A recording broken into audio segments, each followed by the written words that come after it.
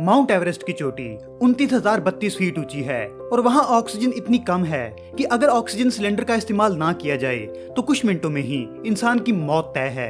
लेकिन अगर 29,000 फीट पर ही ऑक्सीजन की इतनी कमी है तो फिर हवाई जहाजों में ऑक्सीजन कहाँ से आती है जो 30 से 40,000 फीट की ऊंचाई पर उड़ते हैं, मतलब माउंट एवरेस्ट से भी हजारों फीट ऊंचे। तो क्या जहाजों में ऑक्सीजन सिलेंडर लगाकर पूरी की जाती है या फिर किसी और तरीके का इस्तेमाल होता है, जानेंगे इस वीडियो में। So hello friends, photo lovers में आपका स्वागत है।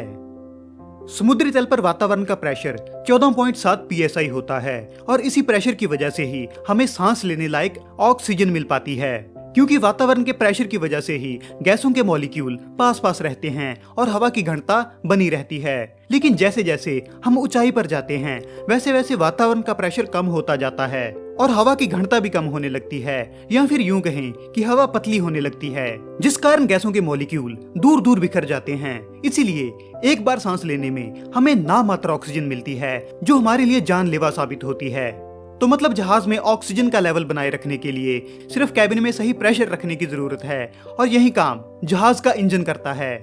पुराने जहाजों में कैबिन का प्रेशर सही रखने के लिए अलग से कंप्रेशर होते थे जो हवा को अंदर धकेलते थे और 10 से 11 psi का प्रेशर बनाकर रखते थे। लेकिन आज के जेट इंजन वाले जहाजों में कंप्रेशर का काम भी जहाज का इंजन ही करता है, क्योंकि जेट इंजन को चलने के लिए भी कंप्रेस्ड एयर की जरूरत पड़ती है। इसीलिए इंजन का पहला भाग हवा को कंप्रेस करता है।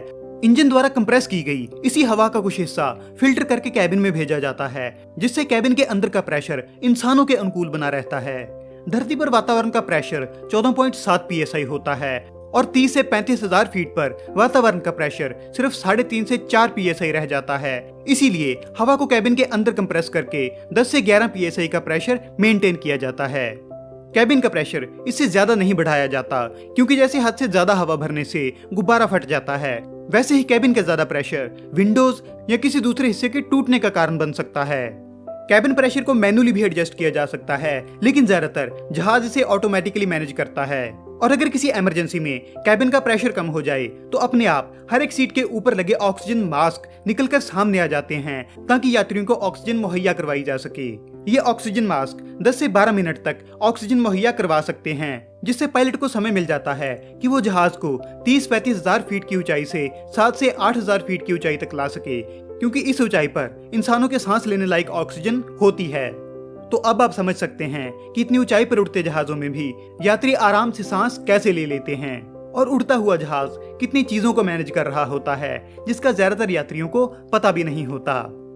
ये जानकारी आपको कैसी लगी कमेंट्स में जरूर लिखें। आज के लिए बस इतना ही। अगर ये वीडियो आपको पसंद आए तो इसे लाइक और शेयर करें, और ऐसी और वीडियोस को देखने के लिए फोटो लवर्स को सब्सक्राइब करना मत भूलें।